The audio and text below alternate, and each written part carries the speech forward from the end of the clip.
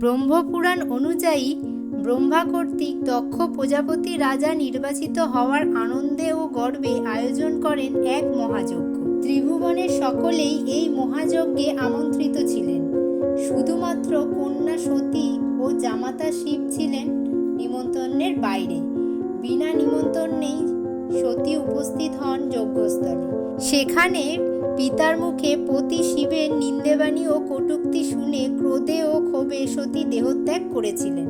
সতীর দেহত্যাগের সংবাদ পেয়ে ক্রোধে উন্মুক্ত হয়ে শিব তার নিজ অনুগামীদের নিয়ে দক্ষযজ্ঞ লণ্ডভণ্ড করেন এবং সতীর নিথর দেহ নিজের কাঁধে তুলে নিয়ে প্রলয় নৃত্য শুরু করেন।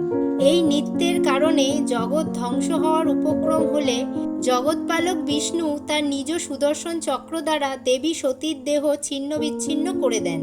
সেই খণ্ডিত দেহ যে যে স্থানে পতিত হয়েছিল সেখানেই গড়ে ওঠে এক একটি শক্তিপীঠ। দেবী সতীর দেহ 51টি খণ্ডে বিভক্ত হয়ে 51টি স্থানে পড়ে এবং পরবর্তীতে এগুলি হয় পবিত্র তীর্থস্থান।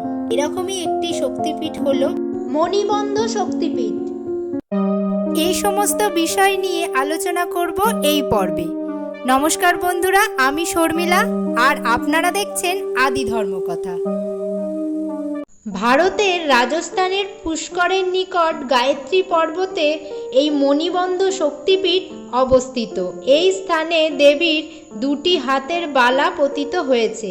এই পীঠের অধিষ্ঠাত্রী দেবীর নাম গায়ত্রী এবং পীঠরক্ষক ভৈরবের নাম সর্বানন্দ। দেবী গায়ত্রীকে উৎসর্গ করা মণিবন্ধ শক্তিপীঠ মন্দিরটি পুষ্করের কাছে গায়ত্রী পর্বত রাজস্থানের আজমির থেকে 11 কিলোমিটার উত্তর পশ্চিমে এবং বিখ্যাত পুষ্কর ব্রহ্ম মন্দির থেকে প্রায় 5 থেকে 7 কিলোমিটার দূরে অবস্থিত। যে স্থানটিতে দেবী সতীর 2টি মণিবেদিকা বা কবজি পড়েছিল সেই স্থানটি মণিবেদিকা মন্দির নামে পরিচিত এবং মন্দিরের পরে স্থাপিত আইকনটিকে গায়ত্রী দেবী বলা হয়। এখানে 2টি মূর্তি রয়েছে, একটি দেবী সতীর এবং অন্যটি গায়ত্রী নামে ডাকা হয়। মন্দিরের অন্য মূর্তিটি হল ভগবান শিবের, যিনি সর্বানন্দ নামে পরিচিত।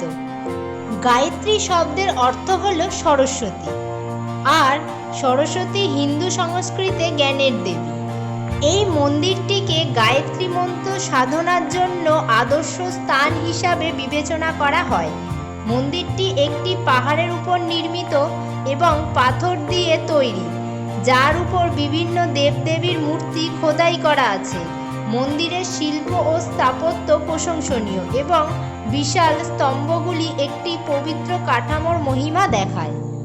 শক্তিপীঠ হল দেবী মাতার মন্দির বা ঐশ্বরিক স্থান। ভগবান ব্রহ্মা শক্তি ও শিবকে খুশি করার জন্য একটি যজ্ঞ করেছিলেন। সেই যজ্ঞে দেবী শক্তি আবির্ভূত হন। শিব থেকে বিচ্ছিন্ন হয়ে ব্রহ্মাকে মহাবিশ্ব সৃষ্টিতে সাহায্য করেন। ব্রহ্মা শিবের কাছে শক্তি ফিরিয়ে দেওয়ার সিদ্ধান্ত নেন। এখানে পুষ্কর মেলাটি হলো একটি আকর্ষিত মেলা। এটি অভ্যন্তরীণ এবং আন্তর্জাতিক উভয় ক্ষেত্রেই প্রচুর সংখ্যক ভিড়কে আকর্ষিত করে।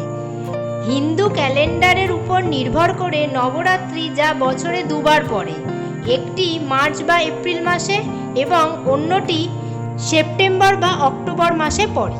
এখানে অনুষ্ঠিত প্রধান উৎসবগুলির মধ্যে একটি হলো নবরাত্রি। এই নবরাত্রি উৎসব 9 দিনেরও বেশি সময় ধরে উদযাপিত হয়। কিছু লোক এই 9 দিন ধরে মাটি থেকে প্রাপ্ত কোনো ধরনের খাবার খায় না। এই দিনগুলিতে বিশেষ আচার অনুষ্ঠান পালন করা হয়।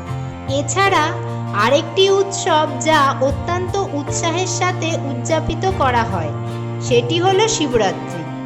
এই দিন লোকেরা উপবাস করে, শিবলিঙ্গের উপর দুধ ঢেলে দেয় এবং দেবতার মূর্তিকে উদ্দেশ্য করে বেল নিবেদন করে। ভিডিওটা ভালো লাগলে লাইক ও শেয়ার করবেন এবং সাবস্ক্রাইব করে সঙ্গে থাকবেন।